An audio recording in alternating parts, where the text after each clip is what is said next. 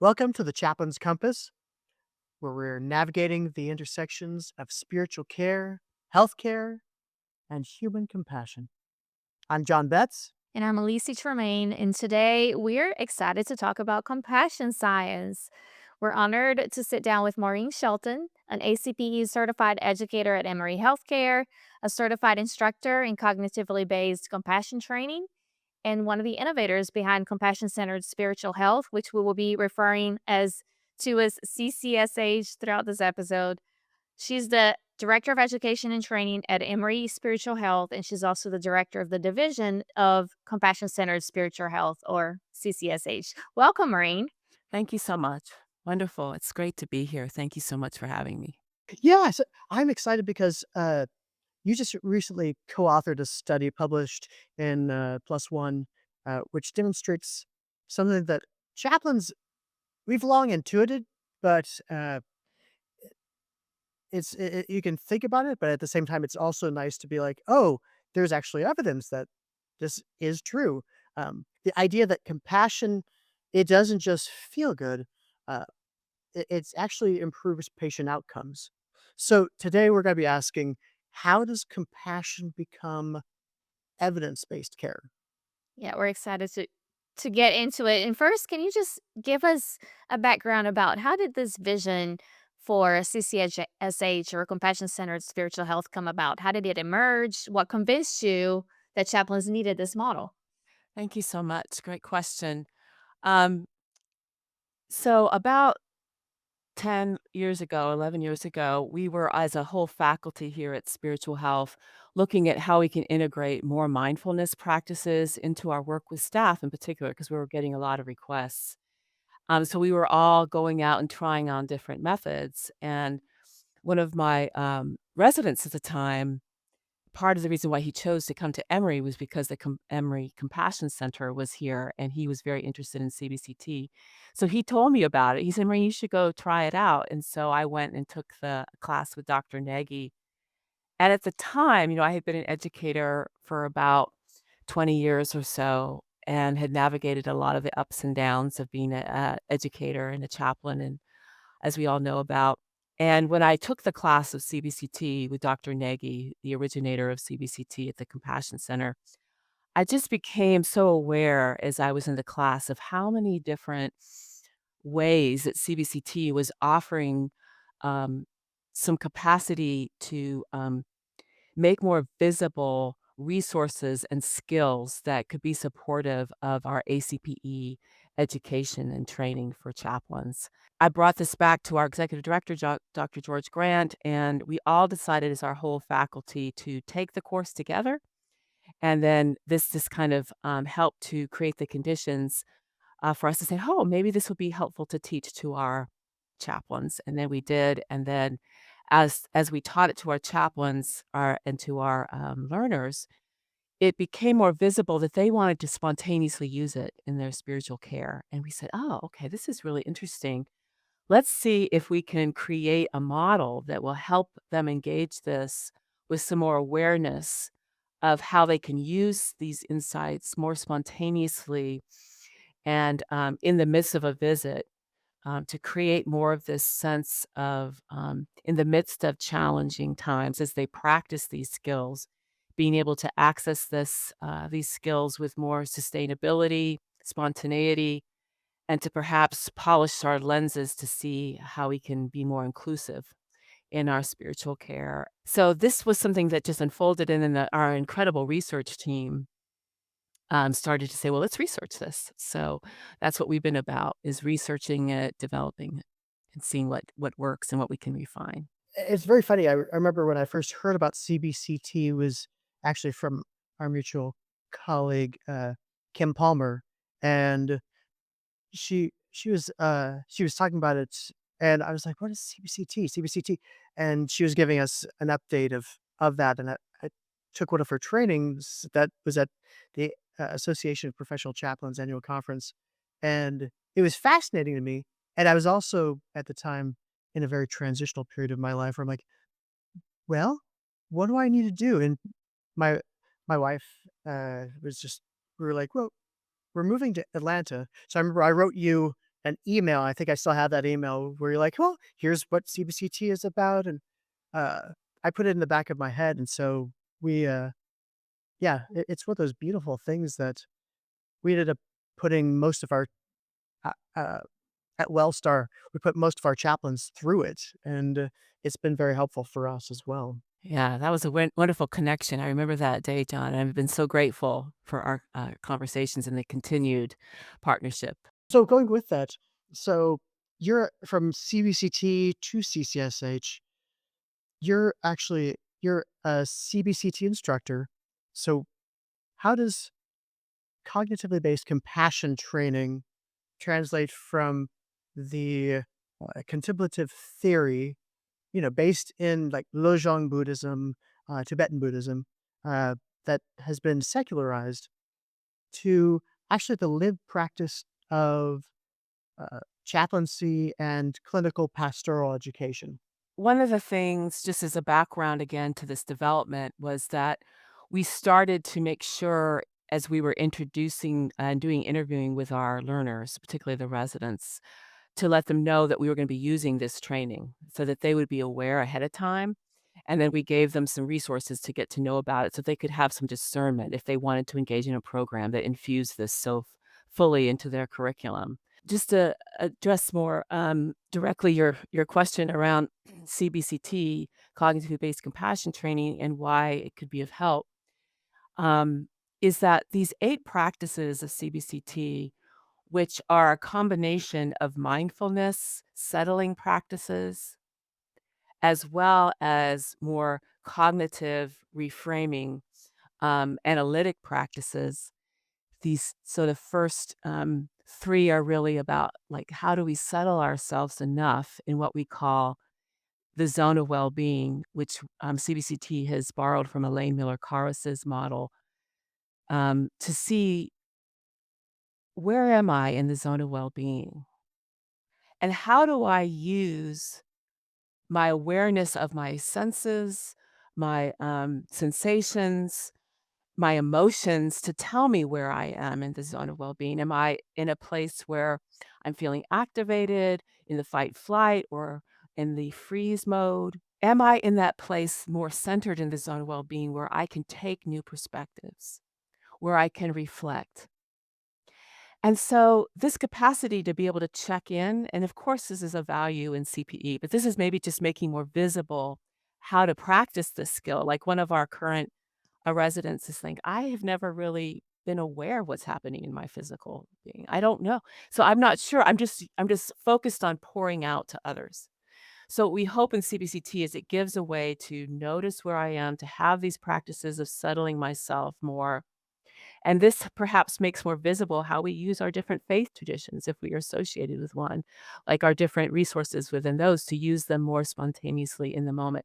So those settling practices are so key. And then when we get to the reframing, the analytic practices, which help us with self compassion. Once we're more settled into the zone of well being, we can get more of this sense of how can I catch the spark we call when I am being overly harsh on myself internally, like even in the midst of a visit or post a visit or before a visit, and catching that spark more and saying, how can I cultivate more perspectives that help to infuse me with a sense of having more kindness towards my vulnerabilities and limitations so that I have a more abiding sense of self compassion. And this takes practice. And that's what CBCT does. It gives us a way to keep practicing through the modules, insights of meditation, informal practices, journaling, mindful dialogue that we return to and over again. And eventually in the modules, we get to bringing this to our relationships with others to have a more inclusive frame of, like, catching the spark again of when I might be going into judgment, my unconscious bias, even making that more visible, so I can catch that spark and stay attuned to my common humanity with others, that this person in front of me is a full human being with full resources, and let me see how I can then see our interdependence and have the sense of cultivated warm-heartedness that helps me see what I can do. And then honor that and seeing that as a real way of offering comfort and relief. of distress. And so it's very much helps to create the inner conditions perhaps for co-created spiritual care. I love that co-created spiritual care. It's so powerful. I'm thinking back, Maureen, to when I took CPE, which was 20 years ago, you know. I had wonderful supervisors. I think they taught us some of that, maybe using different language, but I'm trying to envision what it looks like to embed CCSH directly into clinical pastoral education. What did it take to embed that instead of just offering it as an add-on workshop or, a special addition to the training? Yes, and you're absolutely right. I mean, ACPE education is this action, reflection, action mode is just such a key aspect of CPE and has been doing this for, all these years. And so what we thought was just to see again, can we develop a model that has some common language for us to talk about these skills that honors and is grounded in each person's tradition, but gives us some way to talk about the skills that perhaps are underneath these learning ACPE outcomes and objectives,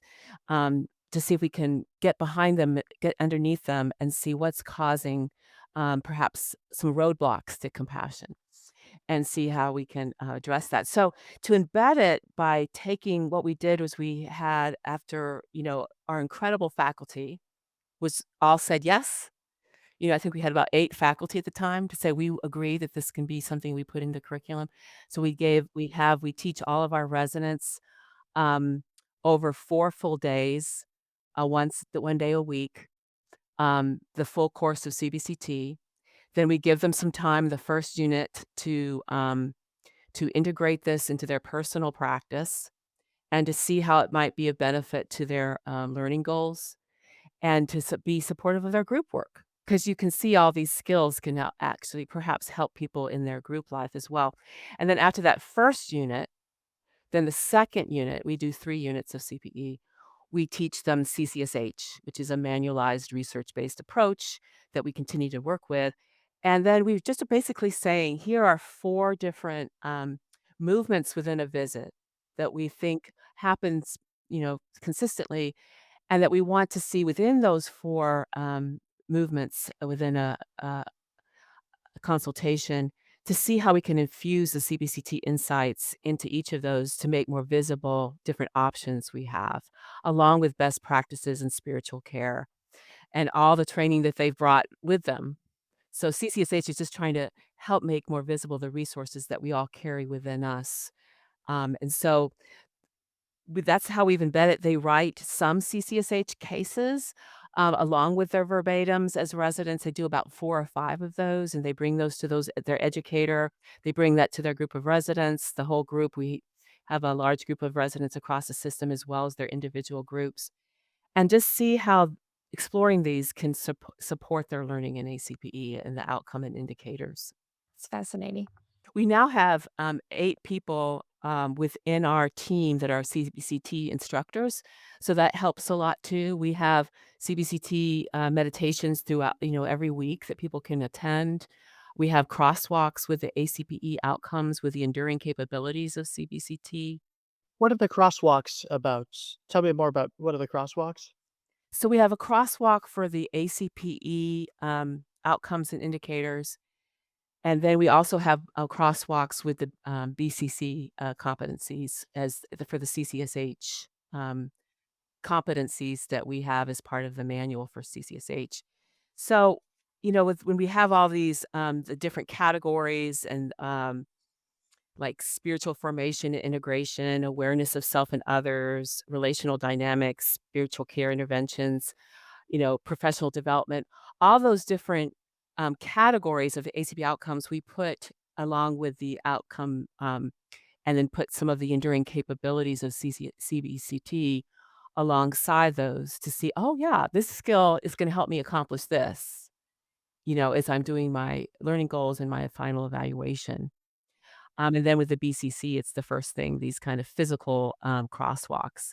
And just to say, too, as part of the embedding of this, of course, our collaboration with the Compassion Center and Dr. Negi and Tim Harrison, who's the associate director of CBCT, has been so vital. And Tim Harrison has really been a co-developer of this all the way along, and as well as our amazing faculty and George Grant and Dr. Nagy. So this is an ongoing consultation we have with the Compassion Center. It's a collaborative effort. So we keep getting, as CBCT deepens, we bring that forward to CCSH as well, since CBCT is the foundation of that model.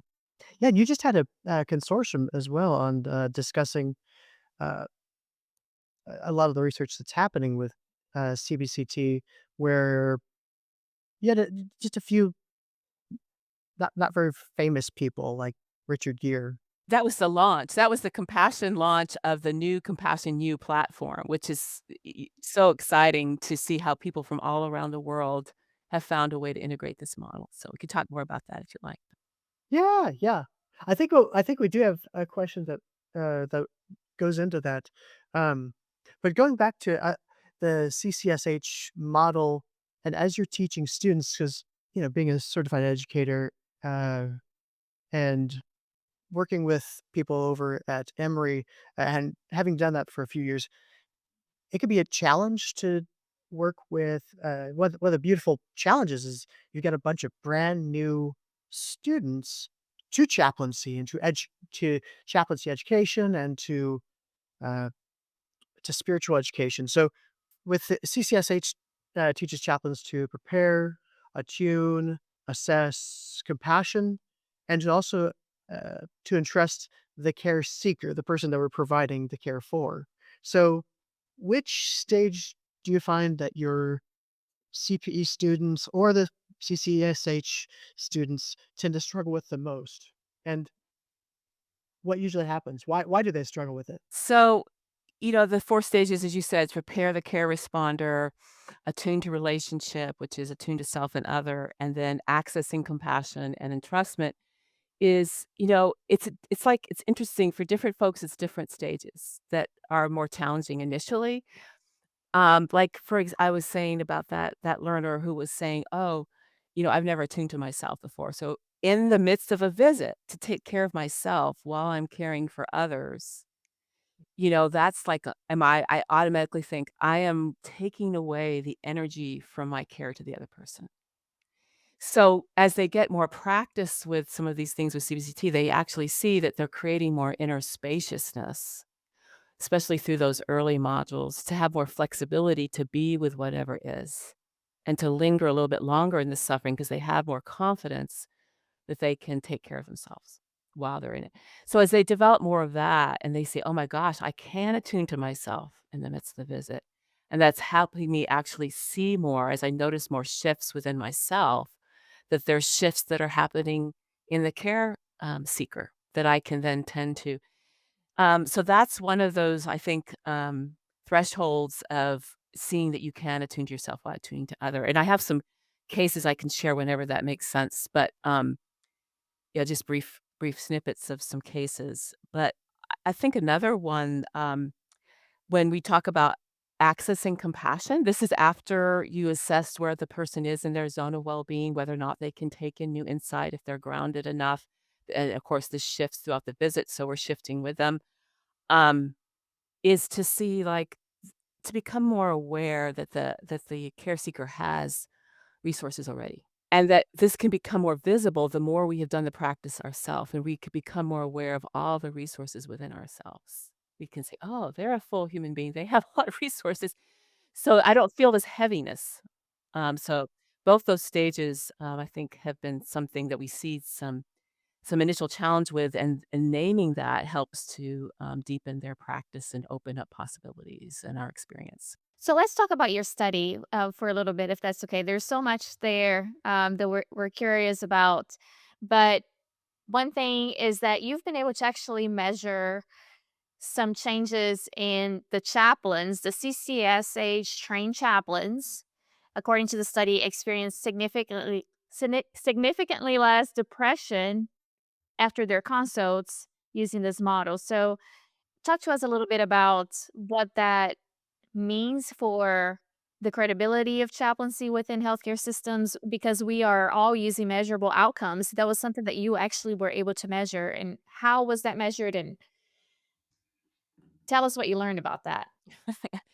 Well, This is a great time to mention our incredible research team. That has helped us with this throughout. Dr. Jenny Mascaro, Dr. Chuck Razan, Kim Palmer, George Grant, Carolyn Peacock, Deanna Kaplan, Roman Politsky. I'm just wanting to mention some because I mean this is a huge group that's done this and they're much more knowledgeable than I am about this research element. But what I continue to learn from them is that, I think in this PLOS study, they were looking at, which was having a control group study for this type of thing was really a major accomplishment. And again, thanks so much our faculty for being willing to work with that and our learners. So being able to separate out two groups and see which, group, in comparing them with the folks that had the CCSH, the folks that didn't, and the different measures.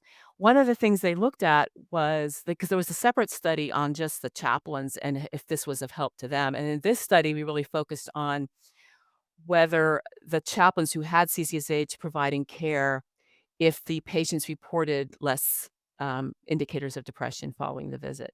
So they did, of course, this careful, rigorous preparation for the study and clearance for the study, and then they were able to review charts, they were able to review different documents and different, assessment tools to, um to see if there was this indication of less in depression. I think they also did a type of survey with the patients. So maybe let me step back from the reviewing of charts. I think it was more the surveys that they did. They might have also done some, cross-reference with that, but I think they asked permission of the patients before and then spent some time with them after. I was wondering about that because about the language piece of that, because in the study it's talked about how the chaplain's language changed, but also in the way that what the chaplain said communicated to the patient assisted the patient in changing their own framework for understanding their suffering, if I understand that correctly.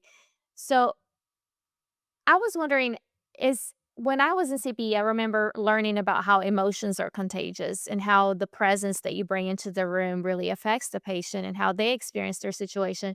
But there's some other level to this, according to what you're presenting, which is the way we talk to the patients about about what's happening is also contagious. Am I understanding that correctly? Like how does that uh, not shame, but how does that shift, that framework shift happen for the patients based on how the chaplain is presenting it? I don't know if I'm asking that really well, really well.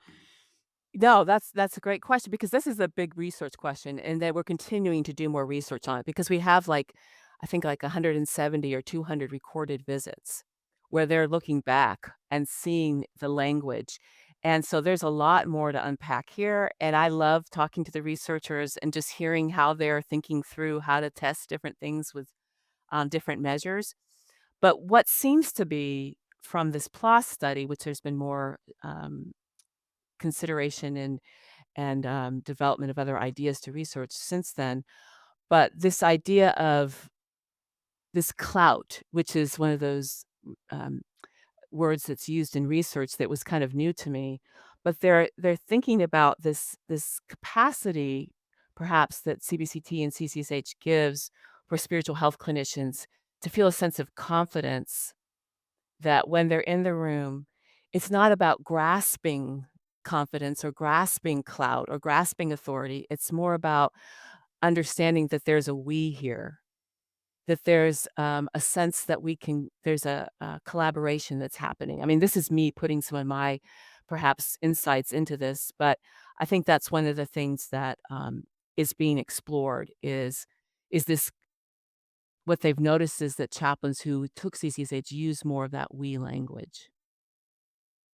And so, anecdotally, what I've noticed after hearing, because we have a fellowship program post um, f- the residency where they are here for 2 years and they do 60 cases of this CCSH. So we have thousands of cases now. And what we've done is sitting with people as they've done this, is that we get more of a cultivated sense, again, anecdotally, that they are able to trust more, that they can lean into the vulnerability and see that there's something already there. That they, as they quiet themselves, become more mindful of this human in front of them that has these resources, then they can overhear some of those and make them visible, those resources, and maybe use that as a bridge to bring some new insight. So it's not about imposing, it's not about, forcing, it's about that co-creation. And would this be a good time to talk about a case of that? Yes, absolutely.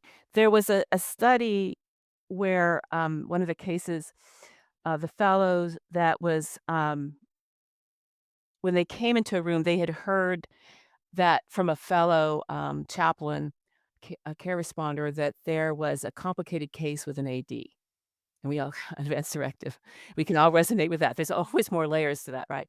And so they had this family member was getting very activated, was really out of their zone of well-being, and was causing a lot of challenge and was accusing people all around that they weren't doing what they could. And what had happened was that the care um, seeker, the patient, was not able to complete an AD at this time because of their medical condition. And so the responder needed to really do some work on their way to the visit to cultivate this awareness, this prepare the care responder, to cultivate this awareness that this person was perhaps activated, that they are like me, they're a human being that want to have well-being and to avoid distress, and that they are, because they're out of their zone of well-being, they probably can't think through these things. So they wanted to be present and see how they could attune to them.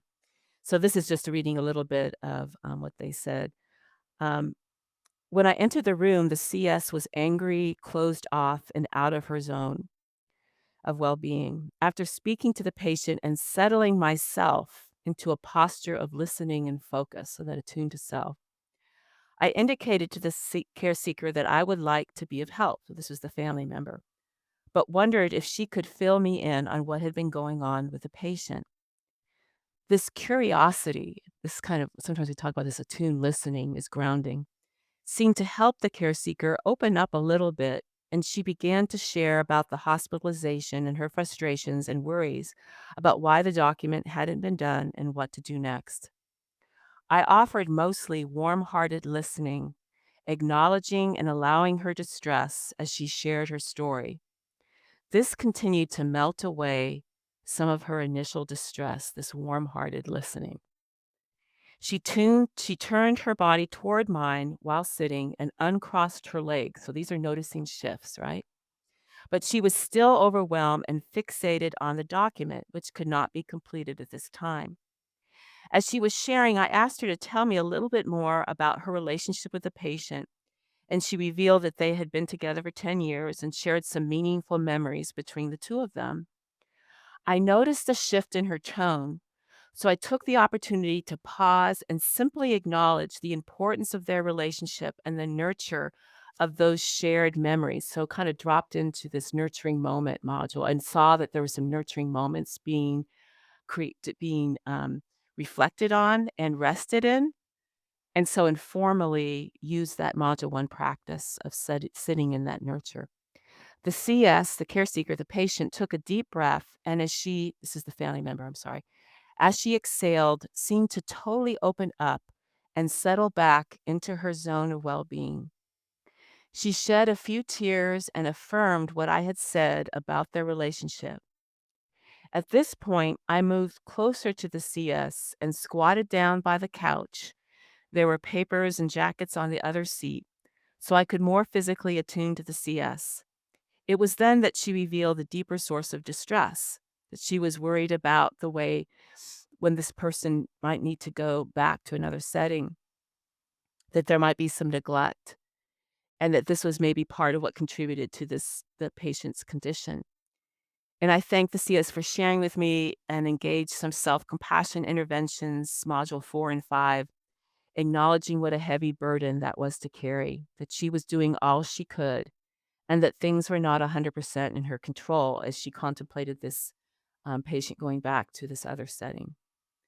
I reflected back to the CS the sense of compassion and care that I saw in her and acknowledged that as a strength. This is kind of coming out of module 7, this deepening our sense of gratitude. noting the ways that this was really a difficult situation and she was still choosing to be a fierce advocate for the patient despite the circumstances. This seemed to offer her comfort despite the unchanged situation.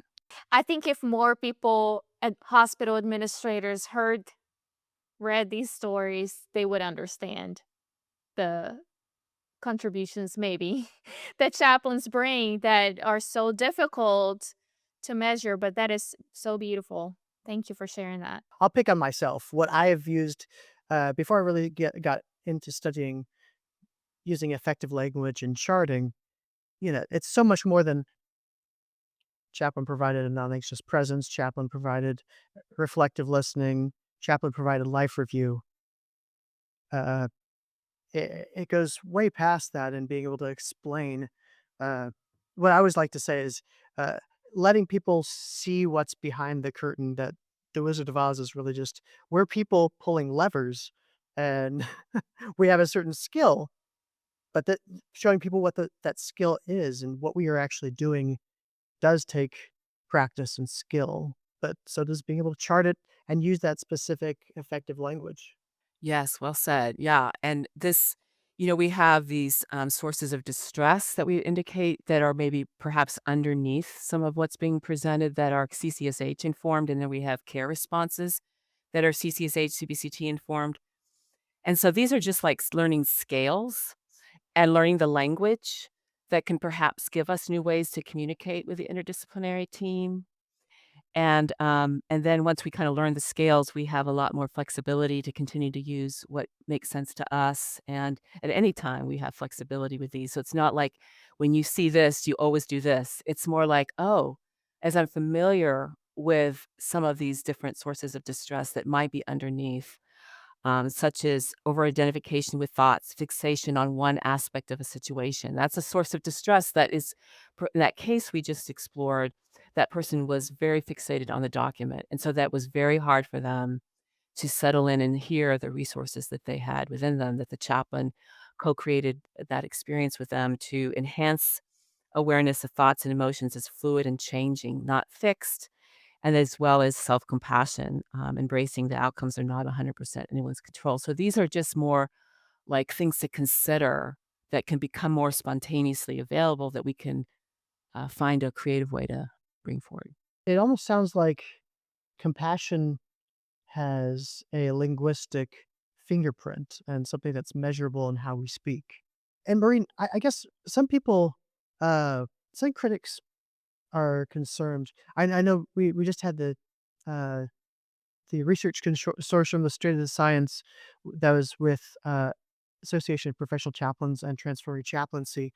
And one of the questions that took place that happened just yesterday, and uh, some of the concerns that were raised, especially when we were talking about models of assessment and models of care, is that some critics worry that like research-based and manualized approaches actually make spiritual care too clinical, too rigid.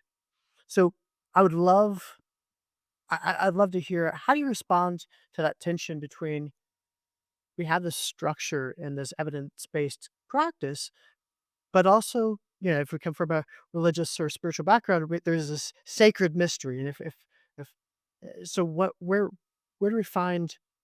How do you respond to that tension between the structure and also the mystery?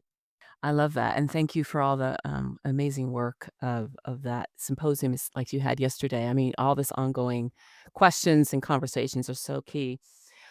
I'm thinking it might be helpful just to talk about here one of the definition that we've borrowed of spirituality from the European Council, the U.S. consensus definition of spirituality, because I think that points to maybe our hope. It's just a brief definition. Spirituality is the dynamic dimension of human life that relates to the way persons, individual, and community experience, express, and or seek meaning, purpose, and transcendence, and the way they could connect to the moment, to self, to others, to nature, to the significant and or sacred. So, in that definition of spirituality, there's a lot of spaciousness. So, we're saying this is kind of what's underneath our hope for giving this these practices of CBCT that help us become more aware of how to be present in these 4 stages that we're talking about in CCSH with a sense of uh, cultivated awareness of the increased options we have in any given moment, to polish our lens through these practices of awareness, to catch these sparks earlier when we are about to impose or try to fix, rather than um, be with whatever is, with this awareness of the resources that are present within myself and the other and in this co-created space. So the manualized approach is more like, again, when you're learning an instrument or learning any skill, you're saying, here are the different, scales, here are the different things to be aware of, here are the foundations that we're building on, all what that people are bringing, and ACPE's rich context and learning, to say, let's keep continuing to look underneath. What is there? What are the conditions that help us be more present to help engage this definition of spirituality? And perhaps this is even helping us see how we can be of help with this compassion lens to people who do not identify with any tradition, because it's made more visible the universality of these resources that are expressed in different ways. So the manualized approach for me is more like, let's just all kind of get on the same page, see how we can deepen some of these skills. And this is just one way of doing it. And then let's go. Let's get creative. Let's see how we can bring all these things together in a way that has more of a sense of we can talk about what we're doing. It's not this mystery. It's not a mystery in the sense that people don't know what chaplains are doing. We can make it more visible. And this is one of the things that our chaplains have said. I can speak much more detail about what I'm doing to the interdisciplinary team. And that helps us get this co-created care um, more visible, how we can all participate. And then honoring the mystery of our spirituality, honoring the fullness of the person's humanity, the fullness of their connection to their faith source, and being present to that with a sense of reverence rather than a sense of fixing. And this is what ACP has done forever, but this is just maybe perhaps seeing what are the conditions underneath that we can continue to refine.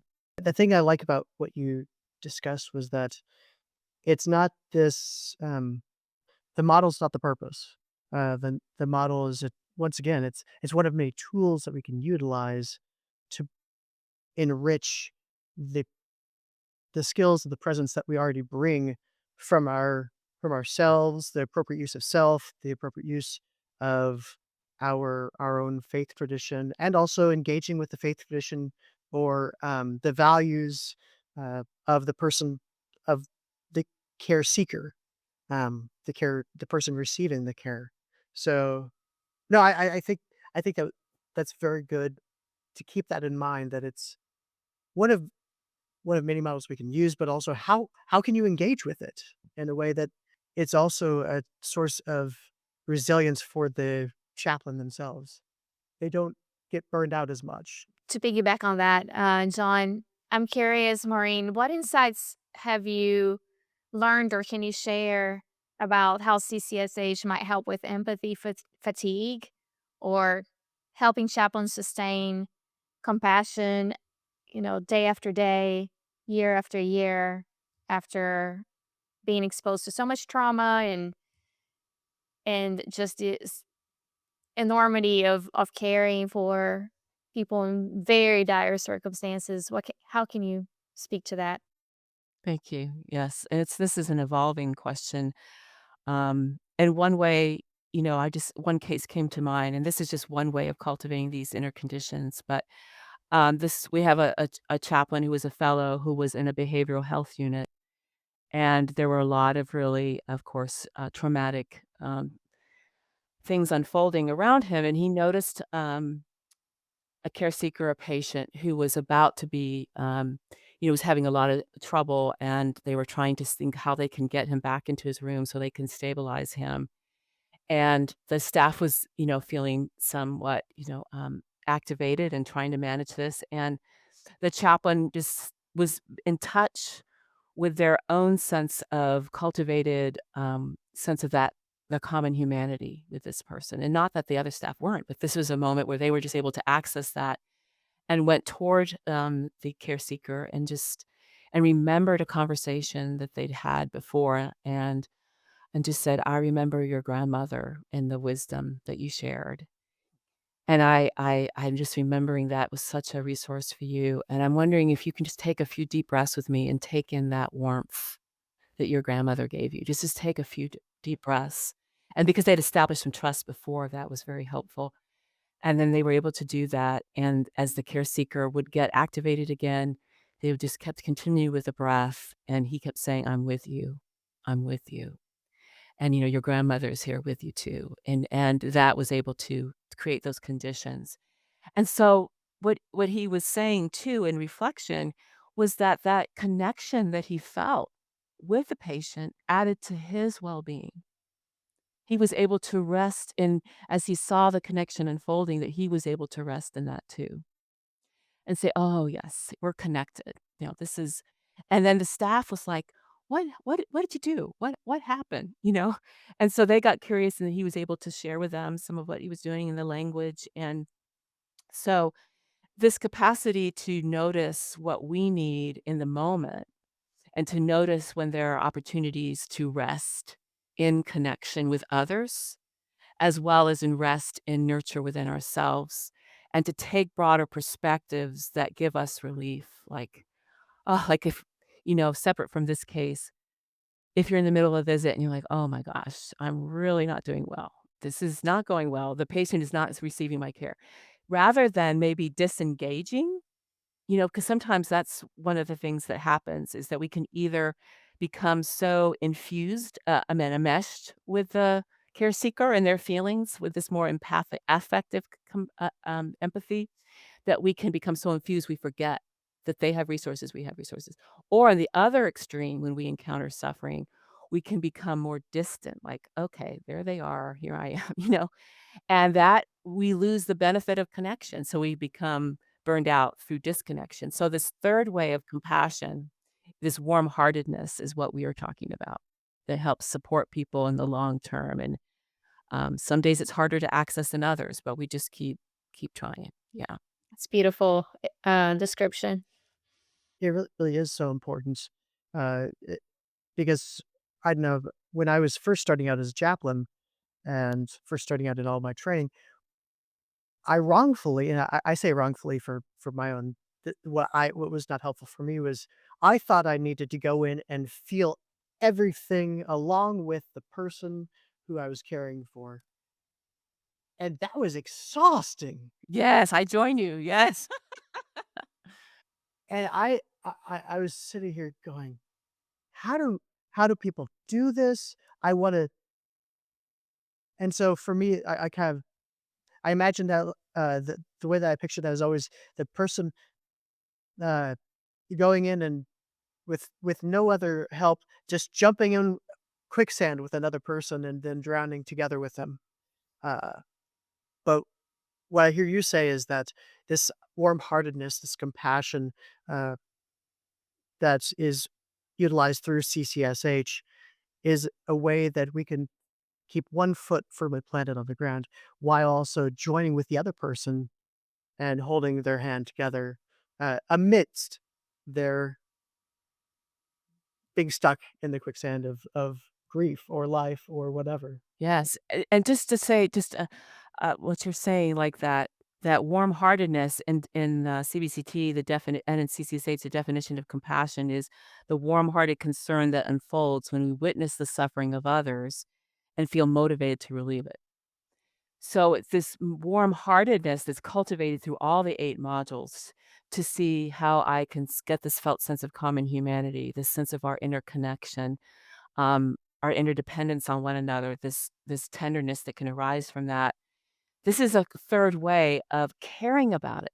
That's the empathic concern, which is the same as compassion. Like, if we can care about it, to see that that's really something, that's because it helps us linger longer to see what then the next right action might be. Well, the way you're describing that, it makes me envision those encounters as fulfilling to the chaplain rather than draining experiences. Because I think a lot of times we talk about consults and visits in a way that is draining and exhausting, like you said, John, and then the chaplain needs to run away to the office for a little while and recharge. And I'm not saying that's still not needed, but the way that you're framing that, it sounds like there's an opportunity for that chaplain to receive some of that rest even during that consult and not feel drained afterwards. Yes, and there's still, like you said, there's still the draining part, and that's part of the entrustment at the end to see what you need after the visit to refuel.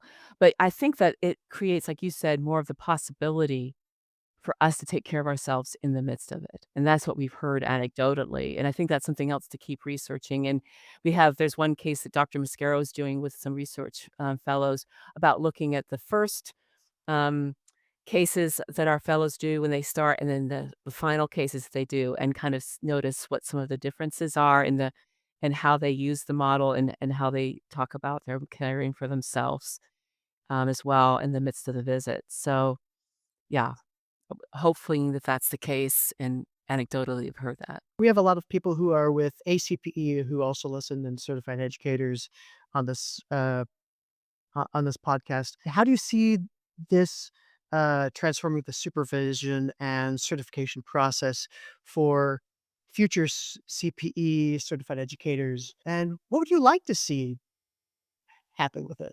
Thank you so much. I love that because I've been so involved in the certification of educators for a long time in my career at the regional level, at the national level, and helped some with the new ACPE outcomes and indicators. And I just am so um, I've been shaped so much by that, and I've been talking to some educators, longtime educators I worked with on those certification, and I'm thinking of one in particular when we were presenting this model, just said, "Oh, this feels like something that was missing. This feels like something this kind of capacity to check in more with the inner world and to see you can be with whatever is arising with more kindness and the inner spaciousness that creates." And you can see as an educator, like with any of our field in spiritual health, it's just one path. But as you're helping to work with others and shaping them, that this capacity to catch these inner sparks and to see how you can be with like these habits that may not be supportive of living into your values as an educator. And also seeing deepening the sense of self-compassion and deepening the sense that we can co-create as educators. And this is already very much a part of ACPE education. Um, and I think also it can help with this sense of equanimity. When you are in challenging situations, and as a leader in spiritual health across all these fields of board certification and education, to get more of a sense of discerning, stepping back and observing what are the different factors here, and how can we use the mindfulness practices as well as this capacity to take these broader views to help serve the most people for the longest period of time and discern what qualities help with that. So I think it can help with all the competencies for CECs, and getting under some of these tendencies we have, these habits, and broadening the perspective about that, as well as helping educators co-create. You know, helps educators be able to access this kindness for themselves in the midst of their certification process, as well as in their work as educators. Because kindness creates flexibility, and judgment narrows. That's a great quote right there. Say it again. Kindness, broadens the perspective, and judgment narrows. And kindness creates more possibility. Yeah. And that's what we hope for all of us in this vocation. I know it's just, yeah, we want to be about creating more ways for wholeness. It reminds me of the picture of grace. The idea of grace is a free gift, unearned. And when you give grace, there's it's almost like you just threw a bunch of dirt and manure and seeds together and water, and you're just like, there it is. Growth is gonna happen. We think.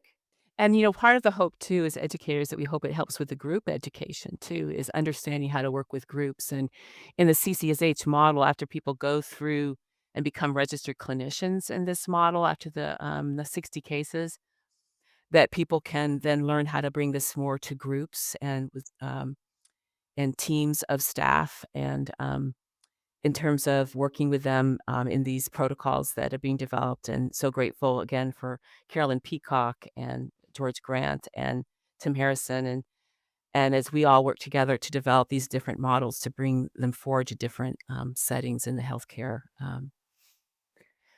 So yeah, this is one way, but we're so grateful to be able to research it and to be in conversations with multiple spiritual health departments across the country because we've taught this at the Cleveland Clinic. You know, Amy Green was one of the early educators to get trained as a CBCT teacher, and the Mayo Clinic in Jacksonville, Northside here in Atlanta, Amani Lagagner, educator who has really leaned into this. Of course, Wellstar John and Roz Curry at Grady, Cora Saunders, and Blake Tram, and UCSF, Susan Conrad, and Allison Kassenbaum at UCSD. So we've been having these great conversations with folks, and so we just keep hoping to continue that. So it's a process, yeah.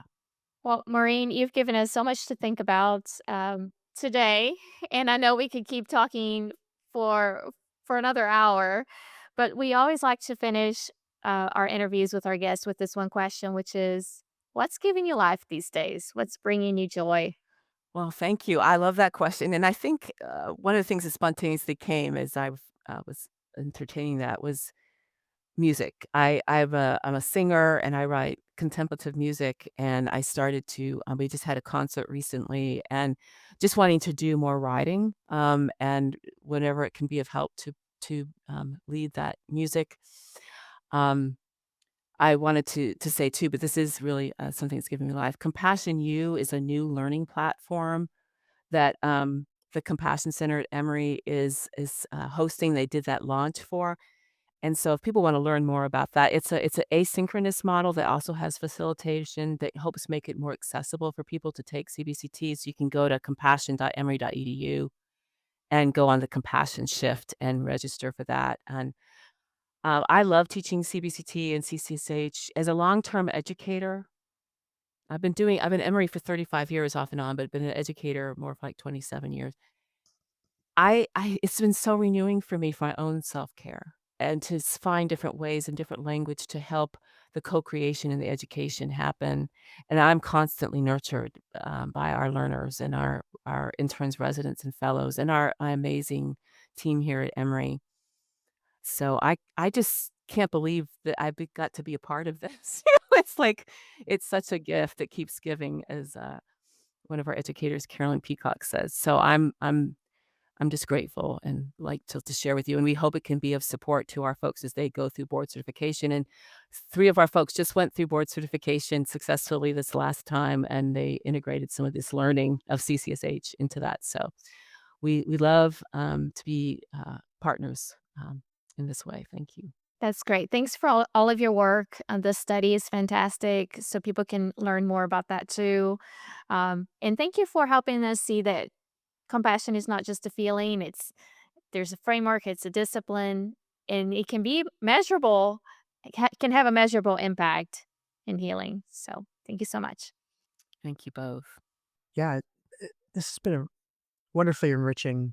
Also, to our listeners, if you're a CPE student, a certified educator, clergy, if you're a healthcare professional, um, this also means that compassion is teachable, sustainable, and transformative. Um, so, yeah, I think we'll put you in the comments below in the doobly doo uh, the resources on Compassion U and Emory Spiritual Health, and also in the Compassion Center. Uh, and also, we invite you to join us next time where we're going to continue to navigate the sacred intersections of care and science. And now it's time for the non-anxious presence with Elise Tremaine. And John Betts. This was a very rewarding. It's funny. Sometimes the conversations that I have about resilience and about compassion, sometimes when I have a training on it, it's the least relaxing or least life-giving training that I can hear because, sometimes it can get so dry. I can hear Maureen, uh, talking about this just because for me, I I showed my hand at it. I've taken CBCT and have done the first, 12 hours of the CCSH training. Uh, so yeah, that, full disclosure on that, but it's also just it's the passion and the love that Maureen has for that, and also how applicable, uh, it is to both chaplains who are just starting out and chaplains who might need to have a new tool in their tool belt. Yeah, there were lots of takeaways for me, but I think the first thing I want to say is it just honestly made me in awe, made give me a sense of awe for chaplains and chaplaincy because it gives, I think, language to what we do and not language and skills, like, right? So a framework and the skills. But for a long time, holding space has is now kind of a buzzword that you hear everywhere, but but that is what chaplains have been doing. So I love how Maureen talks about spaciousness and how this compassion framework helps you, and kindness, like she said at the end, helps you broaden perspectives and make space for the other. And the other thing that really stood out to me throughout this whole conversation was that aspect of collaboration and co-creation in spiritual care. Instead of coming in with this savior attitude, to be able to recognize the gifts and the resources in the other person and come alongside them as a chaplain. I think that's a beautiful framework for chaplaincy. I agree. I love that the challenge for that is it's the co-creation means that the other person has to be, number 1, a willing participant, uh, and that also means that there's a lot of mystery that we cannot control, and so being able to walk into that room, walk in and see the family, see the patient, um, and go, "I don't know how this is gonna turn out." It kinda brings everybody back to square one of, we need to make sure that what we're doing isn't just unpacking the same old bag of tricks, like, "Oh, I'm coming in and I know exactly what I'm gonna do. I know exactly where I'm gonna go." Um, I loved what, yeah, you mentioned the, uh, giving language for what we've already been doing. I wrote down some of the things that was in the case study she said. It's like, provided warm-hearted listening, legs became uncrossed. There was a shift in tone, and that she was turning into the nurturing moment, and how it was, being able to say and notice and be present for subtle ways that we can demonstrate that what we're doing actually has some sort of outcome, some sort of visible, observable outcome of the care. Because I know, as I'm talking with the people that at my workplace, one of the questions they always have for me is, what are some of the ways that we can talk about the outcomes, either the anticipated, the, observed, or, the intended outcomes of what we're providing? So that's, I'm like, "That's a fantastic question, and you need to write a paper on that." The other thing that I wrote down when she said it was that third way that compassion offers. You know, how she talked about how we tend to either become enmeshed with the patient or create some distance. And there's that third way that the warm heartedness gives us. And it goes back to that co creation and collaboration, I think, because, it can be so disempowering for somebody to be a care seeker, to be a patient. And so to be able to come alongside them without being enmeshed with them, I think can be very empowering for patients. And it reminded me of a story that another chaplain shared with me just recently. I think it was my friend Jessica, so shout out to Jessica. She was saying that she was visiting with a cancer patient, and at some time after listening and sitting with them, she named this person's resources, and she said, "You were very brave." And the person started crying and said, "I've never been called brave before." Like, it was the first time that she recognized that resource in herself. And so I think it's so powerful to give people the ability to be seen and to pull out those resources for them to see instead of thinking that we're going to bring the resources, to them or that we need to have that pressure to make something happen in the visit other than being that witness and presence for people. Wow, that's powerful. Yeah. It reminds me of being in CPE, and it was coming up to the very day right before we had to do a verbatim, and, sometimes talk about pressure, I'd be like, "Where are you going?" "I'm gonna go up and get a verbatim." It's the wrong way of doing pastoral care, spiritual care, uh, but that's part of CPE, trying to learn, okay, well, what whose needs are really being met? Yeah.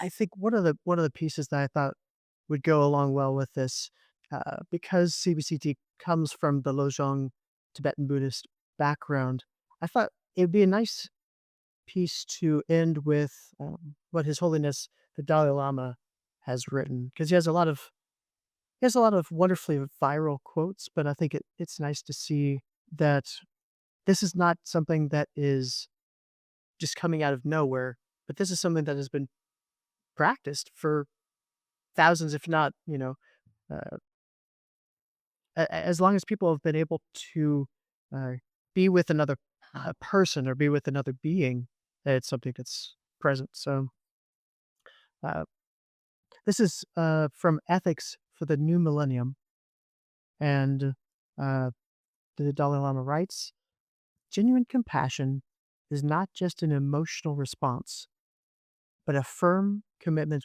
founded on reason. Therefore, a truly compassionate attitude toward others does not change, even if they behave negatively. Of course, developing this kind of compassion is not easy. As a start, we should realize that everyone desires happiness and does not want suffering. And we have the same right to overcome suffering as they do. And on that basis, we cultivate concern for their welfare and develop a sense of responsibility for their happiness." It's that shared humanity that Maureen talked about in this episode. Thanks for that, John, and thanks to our listeners. We hope to see you next time.